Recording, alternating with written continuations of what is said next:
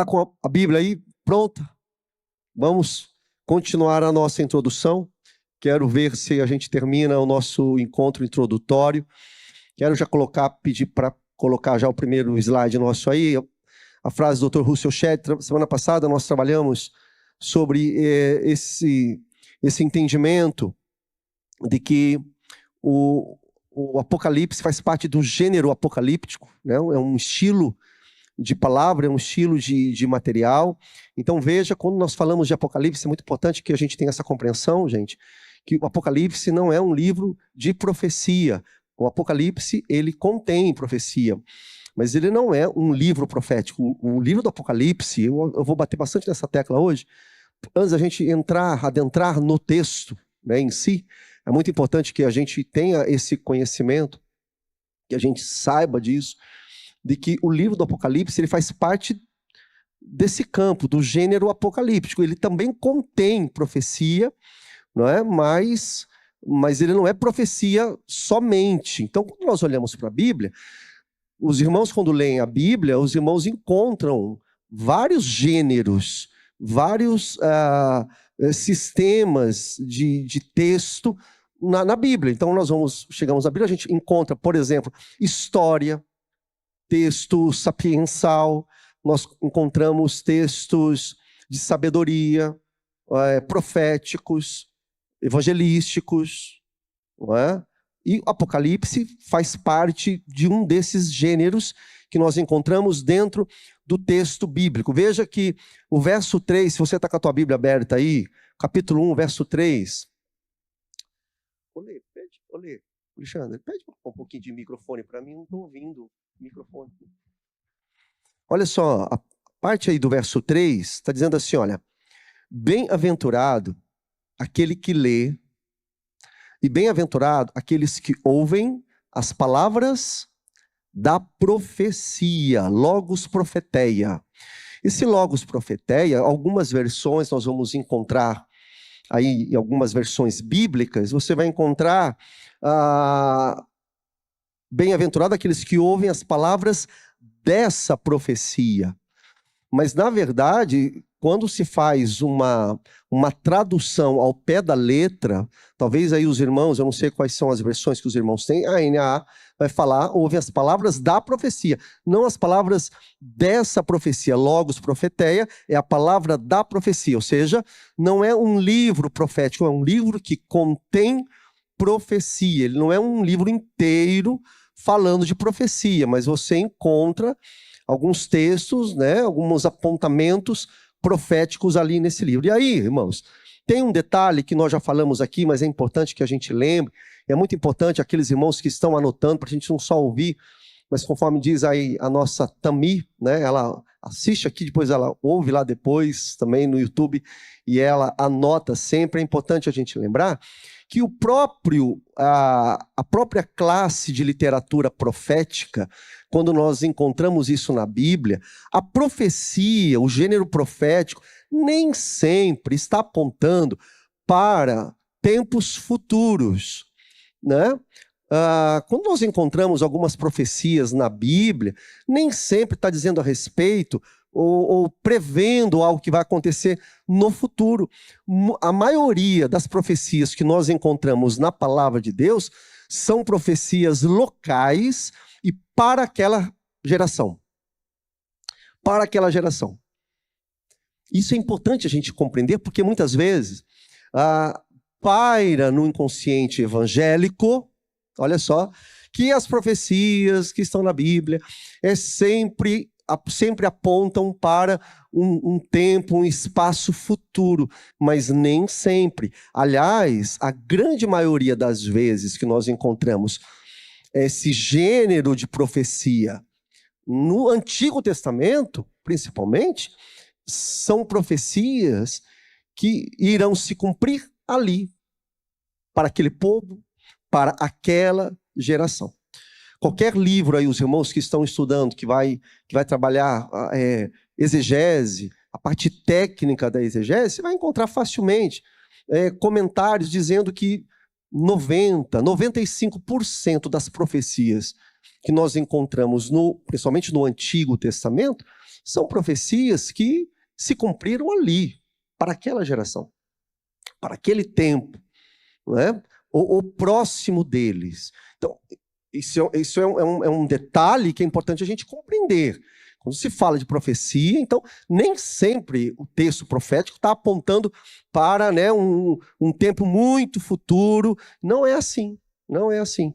Sempre acontece ali para aquela geração, para aquele tempo, né, as pessoas, o chamado povo de Deus. E aí, as profecias, elas sempre têm uma característica muito forte, que é o seguinte, é trazer o povo de Deus para o pacto para o pacto da aliança, né?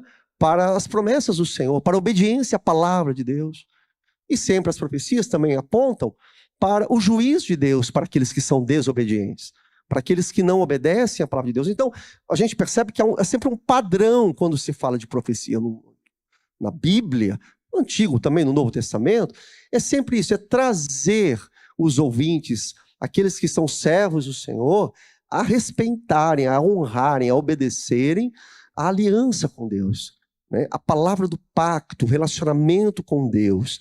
E sempre há um apontamento de juízo para aqueles que desobedecem. Então é uma coisa que nós não podemos nos esquecer jamais. Ao ler a Bíblia, portanto, a gente tem que sempre pensar o seguinte, eu já falei isso em acho que um segundo encontro nosso, acredito que a professora Leonor tem falado sobre isso, ali em teologia bíblica. Você vai pegar um texto bíblico e é uma pergunta que a gente aprende desde lá do início. É uma pergunta que você faz para o texto. Qual é o gênero que eu estou lendo?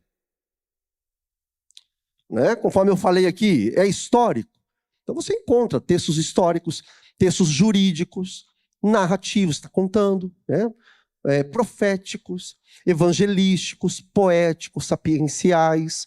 Então, nós que somos estudantes da palavra de Deus, nós temos que avançar um pouco, subir os degraus, não é só abrir a Bíblia. Tudo bem, quando você pega a Bíblia para fazer uma devocional para o teu coração, esquece. Ali é você e Deus, e você vai lá e lê quão amáveis são os teus tabernáculos, Senhor dos exércitos. Ali o teu coração é aquecido, você está cheio da presença do Senhor. Isso é bênção, isso é bênção. Agora, quando você pega um texto para estudá-lo, né, para meditar com maior profundidade, essa é uma pergunta que você tem que fazer. Né? Esse tipo de texto aqui pertence a qual gênero? Semana passada nós citamos alguns livros não canônicos. Os irmãos estão lembrados? Sim ou não? Lembra que nós falamos sobre isso? Que são textos do gênero apocalíptico. Então você tem lá 4º Esdras, você tem 1º, 2º e 3º Enoque, você tem o texto de Baruque, Apocalipse de Abraão, Apocalipse de Pedro, Apocalipse de Paulo. Nossa, pastor, mas onde? Isso não está na Bíblia. Não está na Bíblia. Mas são textos que foram escritos naquele ambiente de Israel, naquele ambiente judaico. São textos com uma inclinação religiosa e profundamente escatológico. Não é? Ou seja, é um texto apocalíptico. Então você pega esses textos que nós citamos, qual gênero que ele pertence? Ao gênero apocalíptico. Isso é muito importante. Então, a gente percebe que não é somente o Apocalipse do João, mas, irmãos, há uma rede, há um conjunto de livros apocalípticos ali de Israel, sobretudo depois do Segundo Templo, sobretudo ali na 3º, 4º século antes de Cristo, 2º, 1º também, o 1º século, há um material sendo produzido, sobretudo por causa da perseguição que Israel estava sofrendo. Eu anotei aqui, gente, olha só, para quem está aí, está, né, estudando, anotando tudo, existem, pasmem, mais de 200 fragmentos de textos apocalípticos que foram encontrados lá nas cavernas de Qumran. Lembra que nós colocamos aqui as cavernas de Qumran? São 11 grutas. Então, ali os manuscritos do Mar Morto. Então, naqueles manuscritos foram encontrados não apenas textos bíblicos, mas há um material farto justamente apontando para esse material apocalíptico. né, que trata do fim e da situação de que o povo de Deus está sofrendo. Então, se a gente entrar no Apocalipse, nós estamos aqui na nossa última reunião, né, uma reunião introdutória antes de entrar realmente no texto em si. Se nós entrarmos no Apocalipse sem entender qual é o chão que nós estamos pisando, qual é o ambiente que nós estamos adentrando, a tendência da gente errar, bater cabeça, não ter uma compreensão correta, não é muito grande. Por isso, a gente parte dessa premissa, desse ponto que nós temos que entender qual é o tipo de literatura que encontramos no Apocalipse, para que a gente possa extrair uma interpretação correta. Ou pelo menos mais adequada com aquilo que Deus quis revelar para João. Nós precisamos sempre, né, vincular, portanto, o Apocalipse ao tempo e ao seu espaço. Ok? O que acontece? O João está escrevendo. E o Apocalipse, ele cria fantasia nas cabeças das pessoas, né? As pessoas, eu falei lá nos nossos encontros primeiros, as pessoas têm medo, fantasiam demais. E isso gera filmes, séries, livros, e aquela coisa toda. Mas veja, para sermos bem simples, nós temos que ler o Apocalipse entendendo que ele está vinculado ao tempo em que João escreve. Há todo um contexto ali, o servo de Deus, o apóstolo do amor, discípulo de Jesus, ele está escrevendo e há todo um cenário ali, né, da qual ele escreve. E quando nós vamos parar para ler, isso seria de grande valia. Que a gente pudesse ler e ter esse entendimento que o Apocalipse ele parte de uma base histórica, né, de acontecimentos que está tendo ali. Né? Por quê? Porque é o seguinte, se a gente não fizer isso, vê se vocês concordam comigo. Por se tratar o Apocalipse de um material altamente simbólico, e é mesmo, cheio de códigos, né, tudo codificado.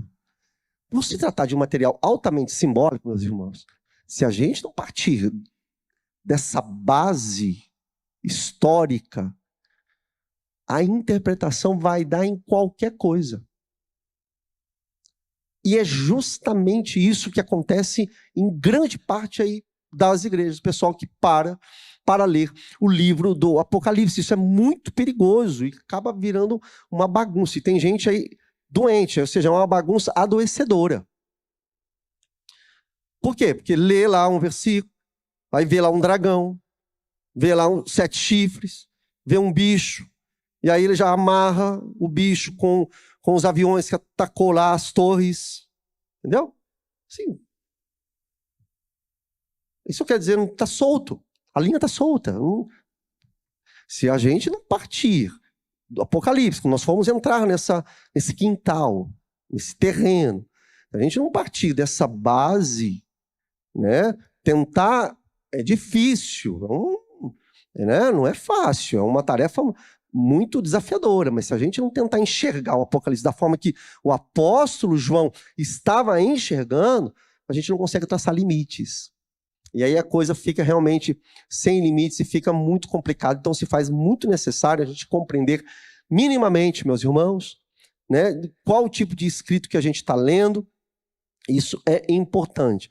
Eu até coloquei aqui no cantinho aqui do meu esboço, você quer ver só? Se você recebe uma carta, tipo assim, prezado Senhor, ó, me ajuda aqui, você recebeu uma carta lá, um documento.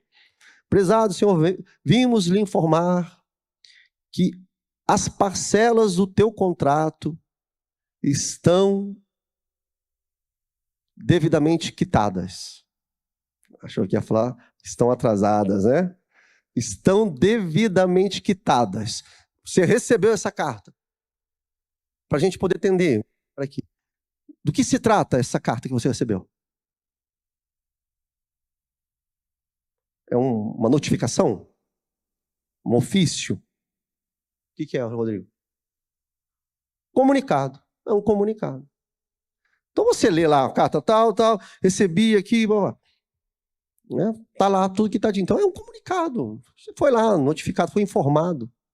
Agora, se você recebe uma outra carta, que diz lá mais ou menos: minha terra tem palmeiras onde canta o sabiá.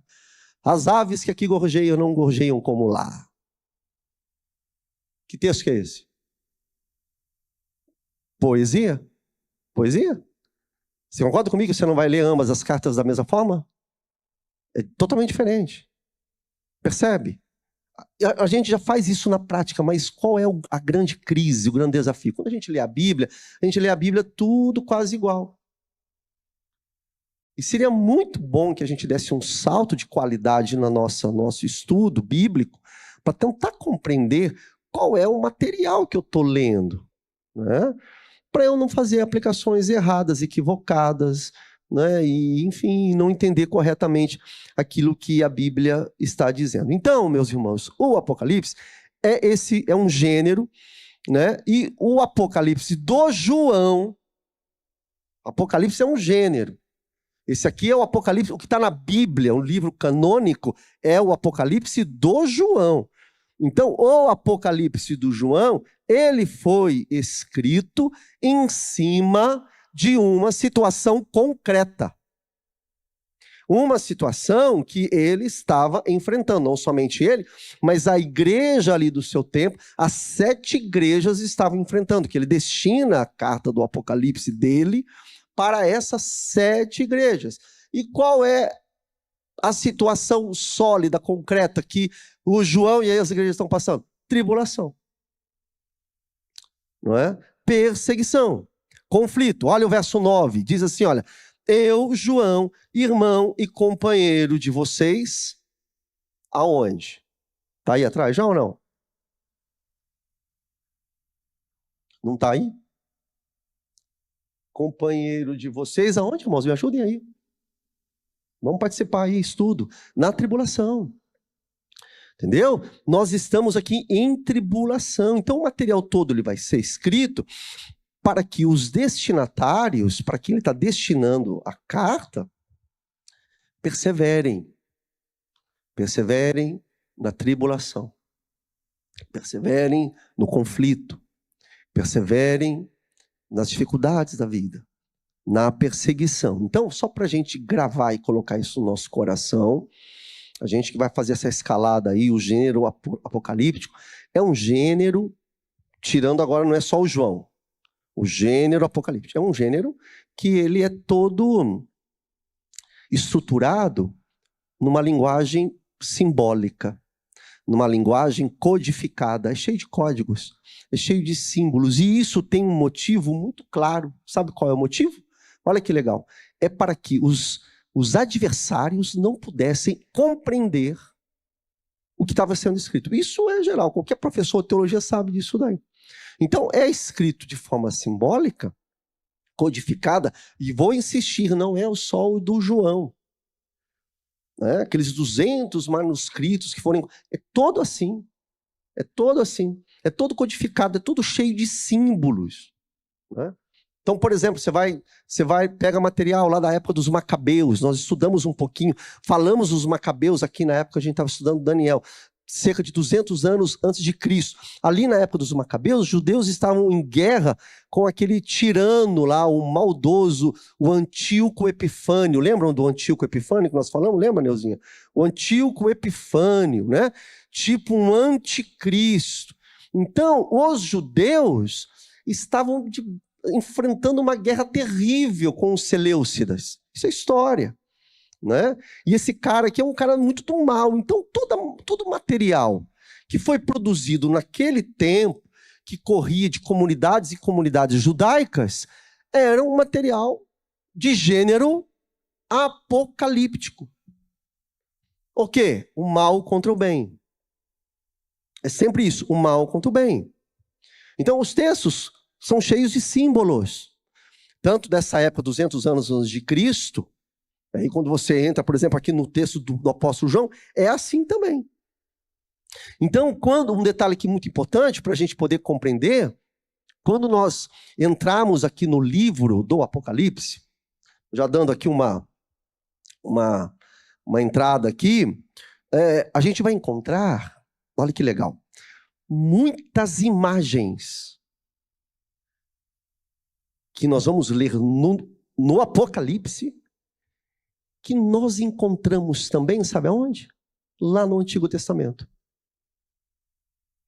Então tem muita coisa que nós encontramos que está escrito pelo apóstolo João, mas que você encontra uma familiaridade naquilo que ele escreveu em textos lá do Antigo Testamento. João escreve debaixo da dominação romana. Os romanos com certeza não entendiam o que estava escrito ali, mas é o seguinte, João sabia. E com certeza os judeus sabiam. Os leitores sabiam muito bem. Então você imagina, chega lá um texto, mesmo na época, estou falando que é desde do segundo templo, imagina o exército grego, o exército seleucida, o exército romano, pega lá uma carta de um judeu escrevendo, e tem lá bichos, bestas, chifre, o cara lê aquilo lá e fala, cruz credo, o que é isso aqui? É como nós também. Você lê, o que é isso aqui? Os irmãos estão entendendo o que eu estou querendo dizer? Sim ou não? A gente lê e fala, o que é isso aqui? 7 cabeças, o que é esse negócio? Só que é o seguinte, quem leu, quem está recebendo a carta, entendeu perfeitamente. Apesar de todo esse material cheio de códigos, de símbolos, essas coisas todas, mas o pessoal entendia. Então, por exemplo, Apocalipse, a gente vai ler lá, ele fala dos 7 olhos de Deus. Alguém aqui sabe falar o que são os 7 olhos de Deus? Mas a gente vai passar por isso. Que negócio é esse, 7 olhos de Deus?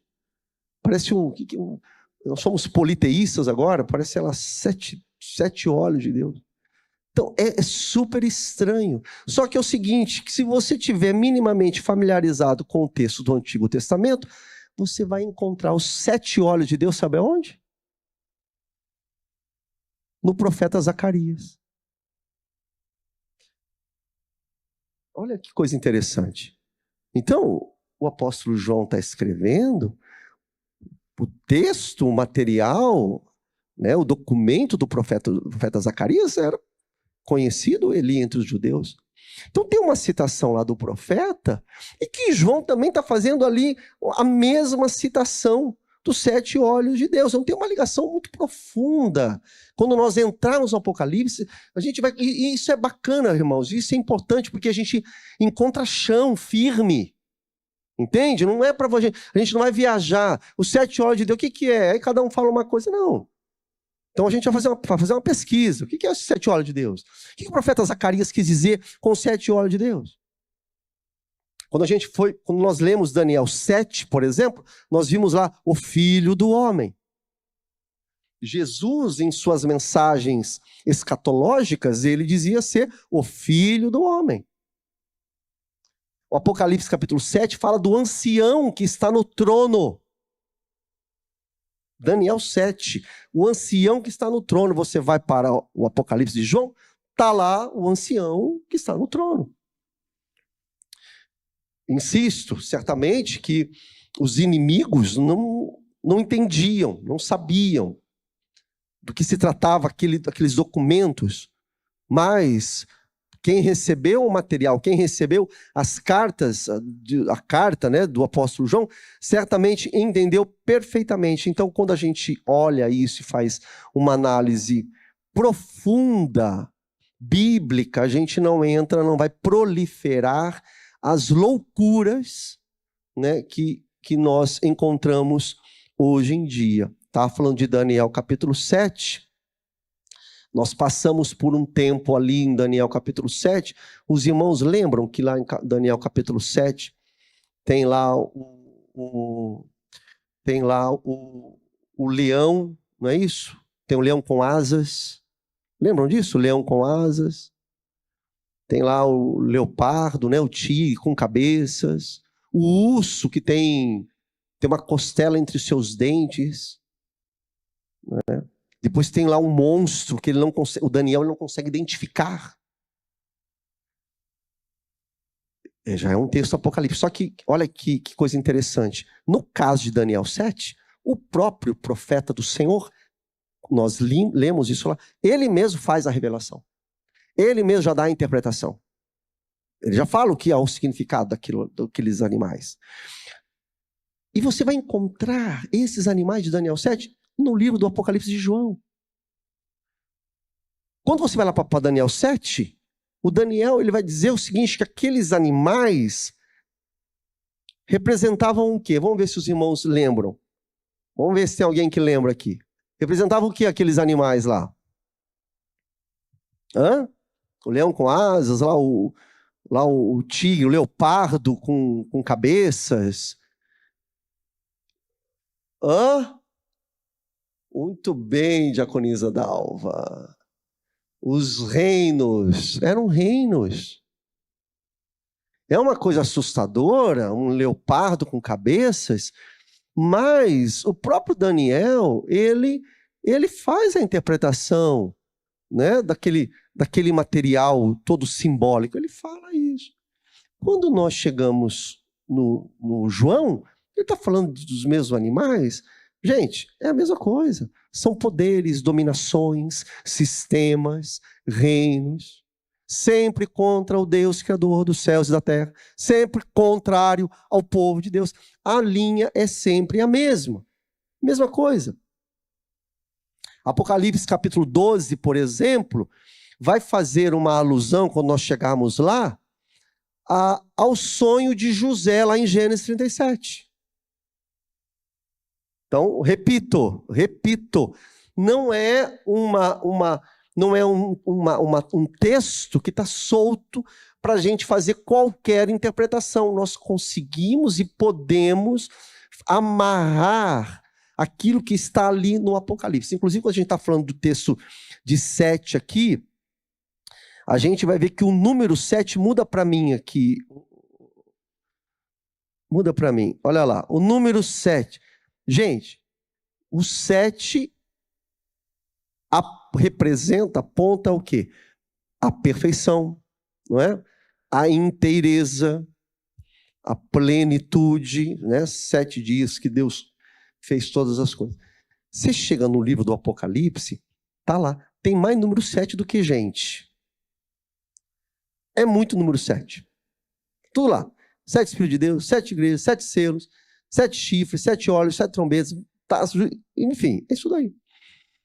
Muda para mim, comentei semana passada, aqueles que enxergam o Apocalipse sendo recontado 7 vezes. Tá aí, ó. Ou seja, no modo espiral, no modo cíclico.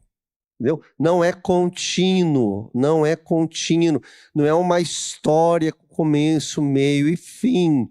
Então, consegui achar esse desenho aí, colocando aí para os irmãos. Você vai encontrar, por exemplo, aqueles que defendem que a vitória do reino de Deus sobre o reino do mal, ela é contada e recontada 7 vezes dentro dos 22 livros do Apocalipse. Então, para a gente terminar aqui essa parte, nós vamos entrar no livro do Apocalipse, na carta do Apocalipse, e nós vamos ver lá que muitas coisas, muitos símbolos, isso aqui é uma prévia, tá bom, irmão? Só para a gente compreender. Muitos símbolos, ouça isso, presta atenção. Muitos símbolos o próprio João explica. O próprio apóstolo João explica. Aquilo que João não explica, vamos buscar aonde? No texto bíblico e não nas fantasias que as pessoas criam por aí. Nos textos bíblicos do Antigo Testamento. Né? No Veterotestamento, lá no Antigo Testamento. Vamos procurar no Antigo Testamento. Símbolos que a gente tem dificuldade, podemos encontrar em outros livros judaicos apocalípticos não canônicos. Não é? Nós citamos semana passada que Judas, ele faz menção do livro de Enoque. Ele faz menção do livro de Enoque. E o livro de Enoque não é um livro canônico. E Judas, ele faz a menção. Então, nós podemos nos esmerar nisso, nos aprofundar no estudo da palavra de Deus e fazer uma pesquisa lá, né? Também buscar como uma terceira possibilidade nessa literatura apocalíptica judaica. O que mais? Dentro da história, do contexto de Israel, o que é algum símbolo que nós tenhamos dificuldade, mas que era comum aos judeus? Porque nós temos dificuldade. Há um abismo de 20 séculos. São mais de 2.000 anos. Nós temos dificuldades. Vou repetir de novo. Os leitores de João não tinham dificuldade. Nós podemos fazer uma pesquisa histórica daquela época e tentar encontrar, né? Olha, esse símbolo aqui, os 7 olhos, 7 chifres. Se nós não encontramos uma elucidação dentro do texto bíblico, aonde nós podemos encontrar a resposta para isso?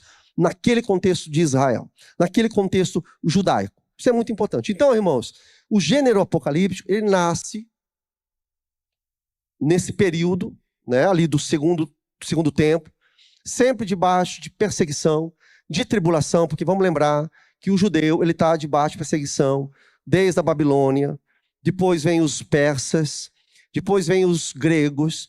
Aí os gregos se dividem em 4 reinos, entre eles o pior deles, que é o reino Seleucida. Depois o Império Romano.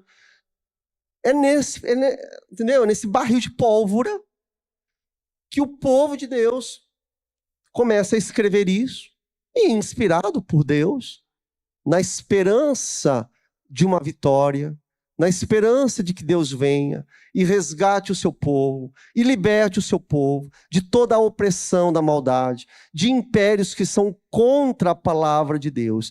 Então, quando nós olhamos para esse gênero apocalíptico, é importante a gente ter essa compreensão, e aqueles irmãos que escreveram esses textos apocalípticos, e principalmente o João, havia sempre uma esperança. A esperança, e principalmente João é enfático nisso, que é o reino de Jesus, que virá dominar toda a terra, todo o tempo. Então, muito importante, nessa primeira parte aqui do nosso comentário aqui dessa noite, entendendo isso, que o objetivo claro do livro do Apocalipse, da carta do Apocalipse, é isso que tem acontecido, né? É João escrevendo para aquelas igrejas. Nós estamos debaixo aí de opressão, e parece que não tem para onde fugir, porque imagine lá os crentes, os cristãos, sendo assassinados, queimados, aquela coisa toda.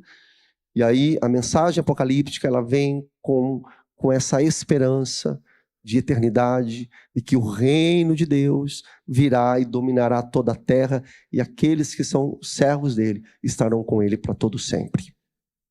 É isso. Amém, gente? Muito bem. Um detalhe que eu acho que eu já falei, acho que no nosso primeiro encontro, eu até citei isso aqui, mas se eu não citei, quem não ouviu, vou falar novamente. Nós cremos que João estava exilado, não é?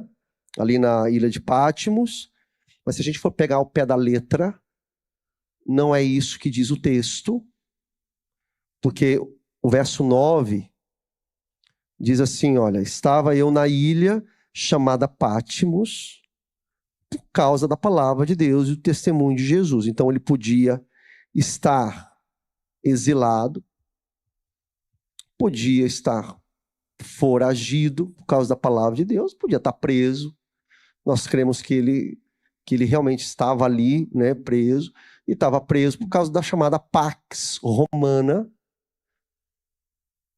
que exigia das pessoas uma devoção ao imperador, né, a César. Lembrando que César não é nome, é título. Né, você tem lá algumas cidades ali na região costeira do Mediterrâneo, como Cesareias. Então você tem várias Cesareias. Cesareias são cidades que foram levantadas e erguidas em louvor a César. Né? Então o povo todo era exigido, o povo, até uma foto bacana aí que eu achei de Patmos, né? O povo era exigido do povo que o povo adorasse, né? o Senhor. E os cristãos já sabem disso. Não, o Senhor é Jesus. E, na verdade, as cartas apostólicas é para lembrar os cristãos, olha, continuem fervorosos, Jesus é o Senhor. Que diante da concretude, diante do poder do mal que vem oprimir, você imagina uma família simples, como é que ela vai se manter fiel ao Senhor Jesus, ao senhorio de Jesus, sendo que a realidade da minha vida que bate na porta da minha casa é que César é o Senhor. É exigido que eu seja um devoto de César, o Senhor. Né? E aí as cartas apostólicas, e no caso aqui João, escreve com esse objetivo, com essa finalidade clara. Jesus é o Senhor, permaneça, e Ele reinará para todo sempre. Estão entendendo até aqui, irmãos? Sim, não? Tudo bem? Olha, antes de eu comentar aqui uma parte importante, eu não posso deixar de falar também sobre essa questão aí do ataque do Irã a Israel. E tem muita coisa acontecendo aí, não é mesmo? Será que esse ataque do Irã sobre Israel tem a ver com o Apocalipse, tem a ver com o texto bíblico? Né? O que vocês acham? Nem vou perguntar. Esquece a pergunta. Será que tem a ver o ataque do Irã sobre Israel? Gente, nós temos que entender, partir também do entendimento de que o Oriente Médio é um barril de pólvora. Né? E desde sempre é assim. Desde sempre ali é um lugar cheio ali de conflitos, e as razões são múltiplas, as razões são complexas, né? São razões políticas, religiosas, econômicas, enfim, é muita coisa, e não é com um churrasquinho, com caipirinha, que vai resolver isso, se é que vocês me entendem. Não é um conflito milenar, gente.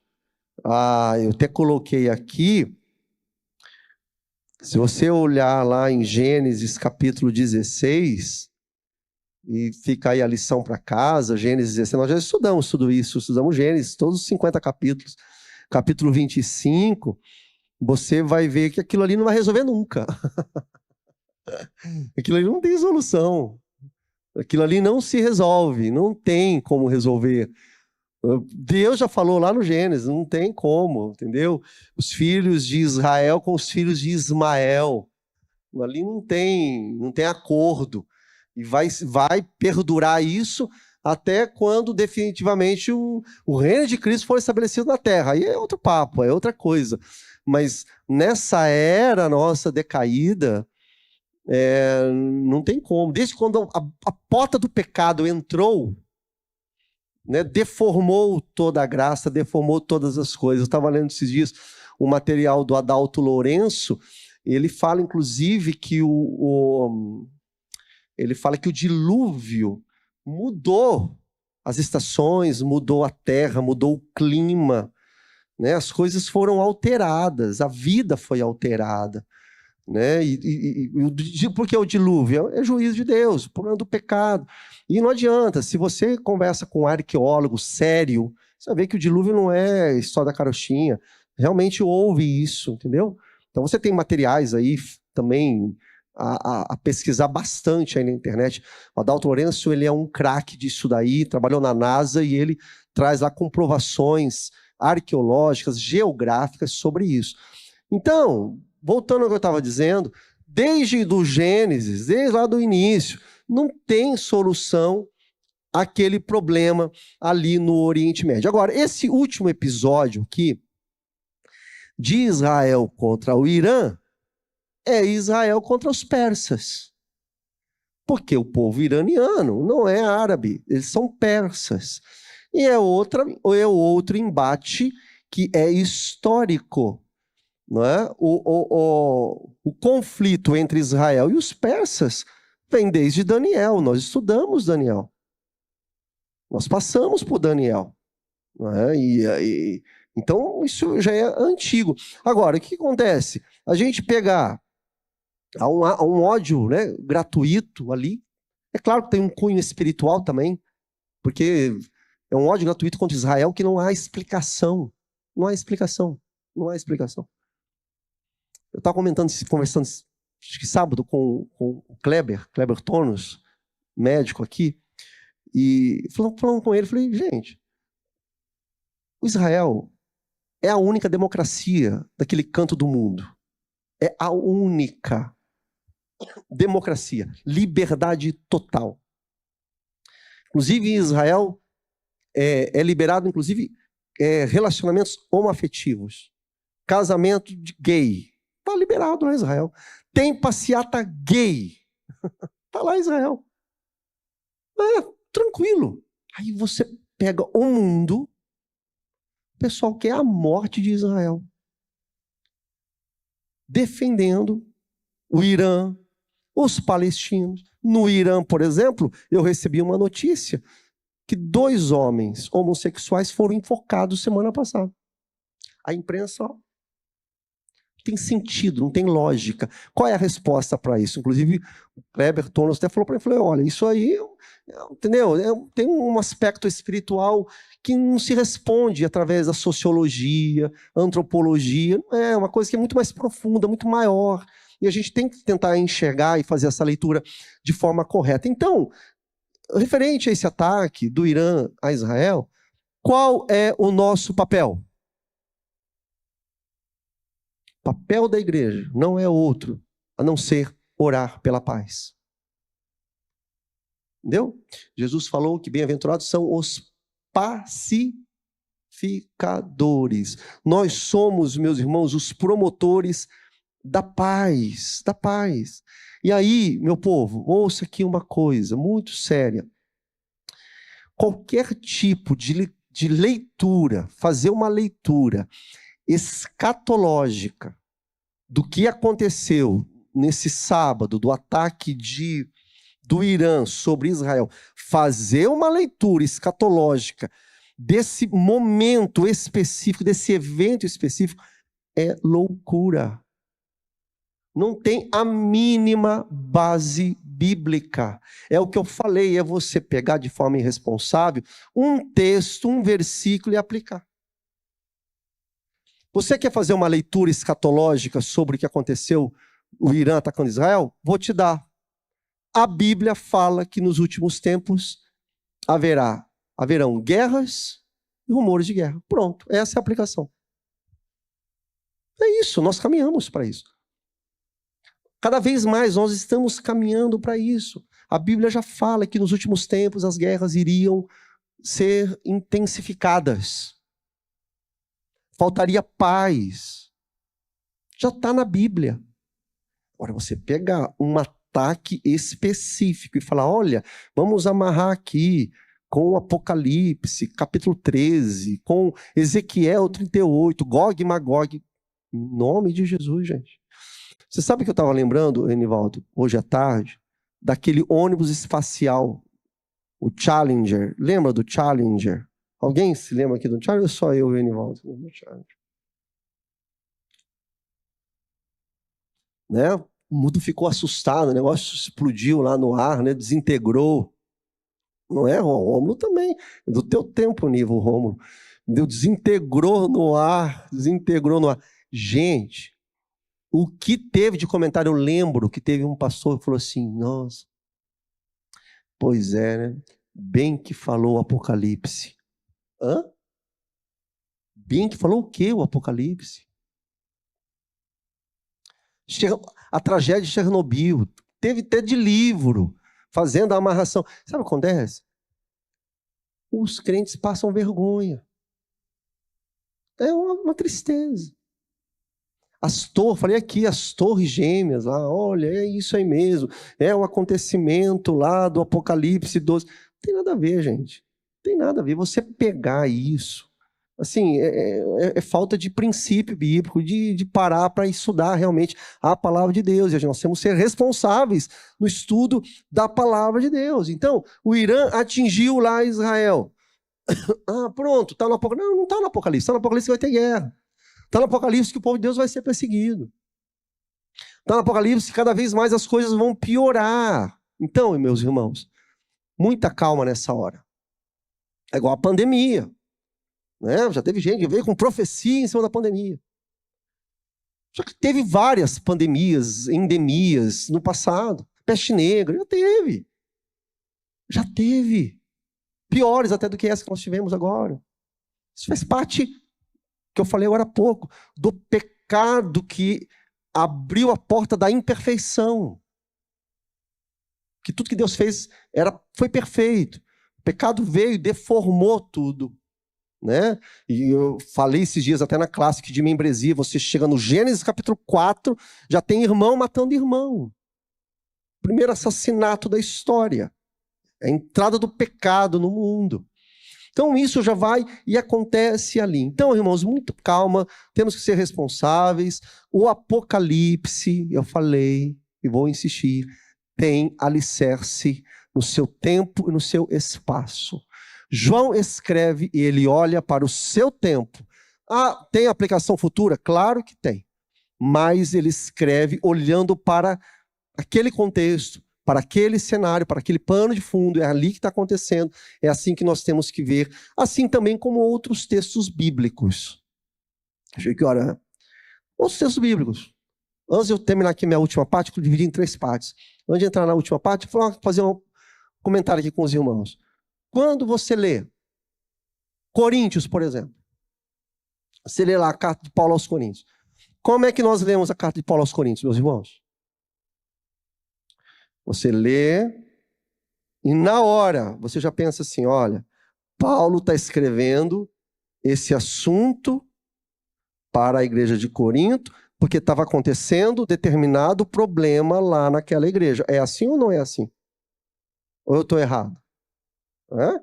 Olha o problema de... Por que ele fala lá? Manda embora aí esse pecador, aí, esse iníquo, né? Que estava tendo incesto dentro da igreja.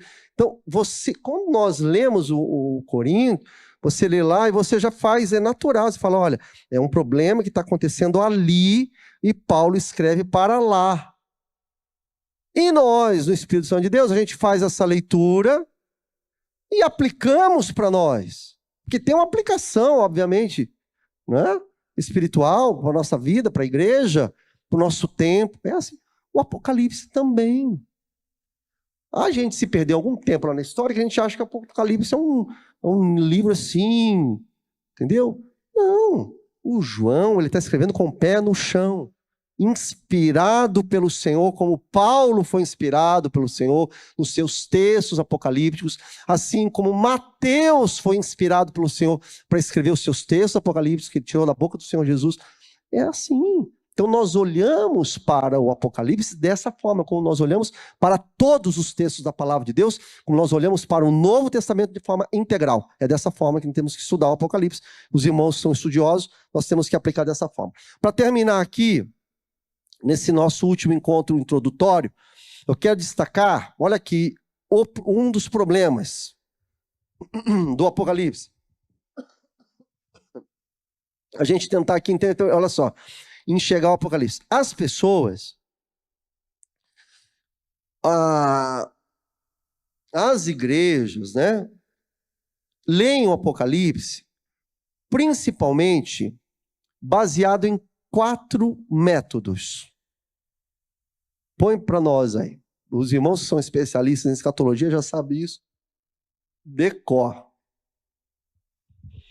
Me ajuda aí, lê para mim, para a gente dar acordada. Quais são os 4 métodos, irmãos? Não, mas assim não vai dar, não. Vamos tentar ler legalzão, para dar aquela despertada no finalzinho do estudo. Vai lá. Escola.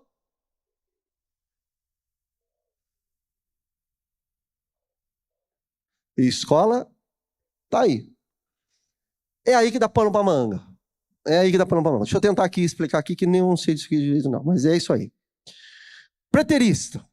Como que o pessoal da escola preterista, eles consideram o Apocalipse quase que em sua totalidade no passado.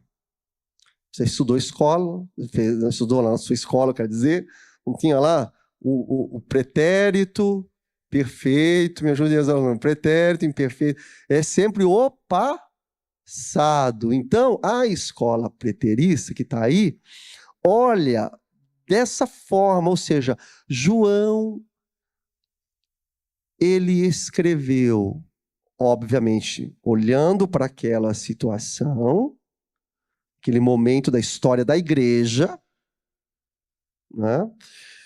E a aplicação, ela é quase que exclusiva para aquele tempo. Então, há muitos irmãos de outras denominações, de igrejas, batistas também, que enxergam o Apocalipse com essa visão preterista, ou seja, é quase na sua totalidade, tudo já aconteceu lá, naquele tempo, para aquela igreja, e olha que aqueles irmãos lá passaram, vai vir uma grande tribulação aí, mas olha, a tribulação que aqueles crentes passaram no primeiro século, gente do céu, hein? O que pode ser pior? Porque ali era difícil, dá até medo de falar aqui algumas cenas, quando você para ler a história da igreja, os pais da igreja. Então, há um grupo grande de irmãos que olham para o Apocalipse com essa visão preterista. Eles destacam apenas, ou eles resguardam apenas os 3 últimos capítulos, que aí não tem como negar que aponta realmente para o final das coisas, né, onde o reino do Senhor será manifestado. Segunda escola, futurista. É ao contrário. Inclusive, é a maior parte das igrejas brasileiras. E por que brasileiras? Não é assim com as igrejas da Europa, somente de linha reformada. Não é assim. As igrejas brasileiras, a maioria, enxergam o Apocalipse nessa linha, nessa escola futurista, ou seja, a maior parte de tudo que aconteceu no Apocalipse, tirando os 3 primeiros capítulos, é o contrário. Os 3 primeiros, tirando os 3 ou os 4 primeiros capítulos, tudo ainda irá acontecer. Daí é que vem, por exemplo, desse método futurista, esse tipo de manifestação evangélica, que cada coisa que acontece, as pessoas tentam amarrar em um versículo, que precisa encontrar. Tem que ter respaldo. Aconteceu algo, né, de uma notícia, grande notícia. Tá, ele já vai tentar vasculhar a Bíblia, amarrar lá, tem alguma ligação em alguma parte do Apocalipse. Então, esse é o método futurista. Então, há uma grande gama, muitas pessoas enxergam dessa forma. Então, aconteceu lá um terremoto, um tsunami, um maremoto, uma guerra, isso ou aquilo. Está lá no Apocalipse, esse evento específico. É assim que acontece. Então, essa é a visão futurista. A escola histórica. Esse aqui é mais confuso. Talvez alguns irmãos aqui que estudam a Bíblia já ouviram desse método. É um método que tenta encontrar na história da igreja, olha aqui, para a gente prestar atenção, na história da igreja, partes do Apocalipse. Para tentar melhorar aqui. Vocês já ouviram alguns estudos que falam assim, olha, as 7 igrejas do Apocalipse. Cada igreja refere-se cada igreja do Apocalipse refere-se à igreja de Jesus na linha do tempo. Alguém já ouviu isso ou não? Já ouviu isso? Entendeu? Então você pega lá, né, a primeira igreja. Por exemplo, hoje nós estaríamos na igreja da Laodiceia. A nossa geração está na igreja de Laodiceia. Então a igreja da época da Reforma, aquela igreja se enquadra na igreja de Sardes ou Tiatira. Então, nesses 2000 anos, olha só, irmãos, nesses 2000 anos, esse pessoal aqui do método histórico, eles tentam encaixar o Apocalipse na história da igreja ao longo de 2000 anos. Então, cada parte da igreja, ele faz uma ligação. Agora, o fato é o seguinte, esse tipo de visão, esse tipo de método, hoje em dia está perdendo a força, porque é muito difícil de você encaixar, né, por exemplo, ali as 7 igrejas, de uma forma quase que perfeita, no tempo da linha cronológica da Igreja de Cristo em 2000 anos. É muito difícil. Então isso tem perdido a força, mas na verdade muitas pessoas já interpretaram o Apocalipse dessa forma. E por último, qual é o último aí, gente? Idealista. Idealista é o seguinte, eles pensam assim, mais ou menos, do meu jeito aqui. Vocês não entenderam nada, tem nada de futuro, nada de presente, nada de passado. O Apocalipse, na verdade, está tratando de uma guerra cósmica, espiritual, transcendental, e que sempre teve e sempre vai ter, entendeu? Então ali João está colocando esse conflito do bem contra o mal, e que vai ser sempre. Lá na época, no primeiro século teve, no segundo século teve, no terceiro século teve, agora tem, e vai ter até, claro, obviamente, até o desfecho final de todas as coisas, onde o reino do Senhor, né, será eterno. Então essa luta vai permanecer, essa luta é permanente. Eu fiquei lendo esse negócio dos métodos e vou colocar aqui a minha visão, que é assim que a gente vai estudar o Apocalipse. Da mesma forma que eu falei agora há pouco de Corinto, né, que a gente tem que entender, ter uma aplicação concreta para aquele tempo. No Apocalipse tem esses métodos, né, preterista, futurista. Quando você lê Romanos, você não lê Romanos buscando um método preterista, futurista. Lê Romanos assim ou não? Não. É aquilo que eu falei de uma forma simples, a gente lê, entendendo a realidade daquele tempo e faz a aplicação na igreja de hoje. Então é dessa forma que nós temos que entender. Eu acho que esses 2 métodos, os 2 últimos, histórico e idealista, é muito difícil de você embasar, não é? E eu acho que a gente tem que caminhar na escola preterista, na escola futurista, porque é isso daí mesmo. Muitas coisas vão acontecer. O Apocalipse fala Nova Jerusalém, né? A nova terra, novos céus, o juízo final. Eles falam das coisas que vão acontecer. Mas é óbvio também que muita coisa já aconteceu na história da igreja, e isso é comprovado, a gente percebe de uma forma muito clara. Então, meus irmãos, para a gente encerrar aqui hoje, tá bom, pastor, tanta coisa, como que a gente vai ler o Apocalipse? Olha só, a gente tem que estudar. Eu gostaria que você prestasse muita atenção nisso que eu vou dizer, que isso traz alento ao nosso coração. A gente tem que estudar, a gente tem que debruçar, pesquisas históricas, literárias, bíblicas, sobretudo. Olhar realmente, né, o significado, para a gente não extrair nenhuma interpretação errada. Os livros canônicos, os livros que não são canônicos. Muito bem. Mas agora eu quero falar com o crente individual.